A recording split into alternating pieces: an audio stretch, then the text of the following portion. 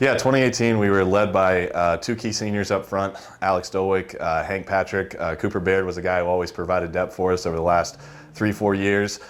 We were able to be fortunate enough to come away with our fourth straight conference championship. At regionals, we did fall one place short of trying to get back to the national meet, but a lot of younger guys got good experience who are now going to be leaned on as upperclassmen this year to lead the way. But certainly a heavy loss with seniors, but looking forward to seeing what our returning guys can add to the mix this year. Well, the first person that comes to mind is Austin Kenny.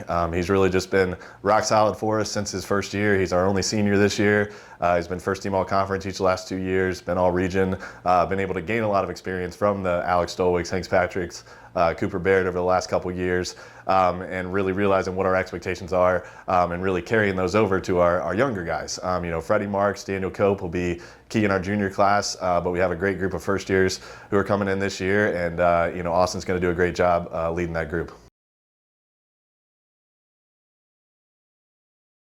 Yeah, Freddie has been a second team all-conference guy for us each of the last 2 years. I believe he was the rookie of the year 2 years ago as a first year, but didn't quite break through in cross-country season, but really came on strong outdoors, scored in the outdoor 10K, ran under 15:30 by the end of the track season. And Freddie will be a guy who will move from being a 5'6" guy to maybe being definitely a top 3 guy for us this year.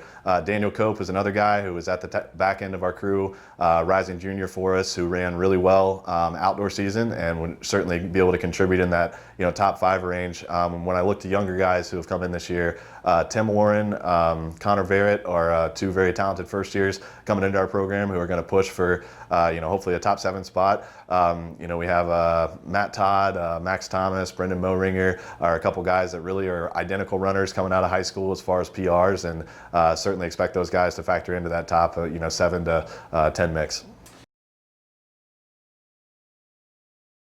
Yeah, we've been very fortunate over these last 4 years to certainly win 4 straight conference championship is quite an accomplishment. 3 years ago we were just barely nipping at the title, only 6 points separated 1 to 3, and we were fortunate to come away by a 2-point win. But yeah, as you mentioned, we've really had some great victories over these last 3 years, and culminated with in 2016 qualifying for the national meet. And we're certainly lacking a guy like Max Strahler, who had been that constant #1 runner for us.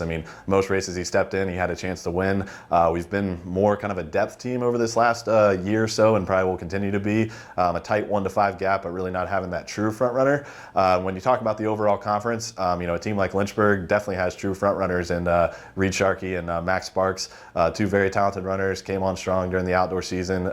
Roanoke, Peter Smith and Chamberlain up front, a great 1-2 punch for them. I know they brought in a good first year class, so we're certainly not overlooking anyone this year. Team wise, I definitely think Lynchburg and Roanoke will be strong teams, regionally ranked, and have a shot to really, make a push at the conference and region level. An individual that stands out in the conference is Skyler from Virginia Wesleyan. I believe he was co-rookie of the year last year. Really ran well on the track. Certainly is someone in individual contention. I think that there's some very top runners in the conference right now, and we need to do a good job focusing on how we're going to fill those depth spots. Kind of the back end of first team, the front end of second team all conference. And if we do that, then I think it'll help, accomplish our goals this year.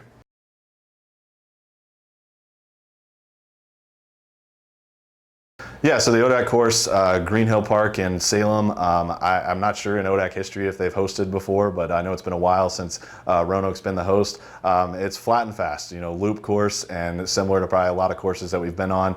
Much different than Shenandoah last year, but similar to a Virginia Wesleyan or Bridgewater when they hosted. It's a wide open space, should be very spectator friendly. I expect it to be fast times. The ODAC preview here coming up in a couple weeks. I believe everyone's going to attend, and even some outside teams should provide a competitive environment and a good chance to get a gauge on how this course is going to play out on Championship Saturday at the end of October. And looking ahead to Memphis, Shelby Farms. It's a very wide open space, beautiful park to run in, wide paths and trails, and again kind of loop style like course, but certainly a larger place to accommodate 25, 30 plus teams that are going to be on the line at the South Region Championships. But Rhodes, I think, last hosted in 2010. They'll do a great job of hosting, and I know that ourselves and all ODAC teams are definitely have that date circled on their schedule as trying to conclude their season on a high note and hopefully making a push for the national championships.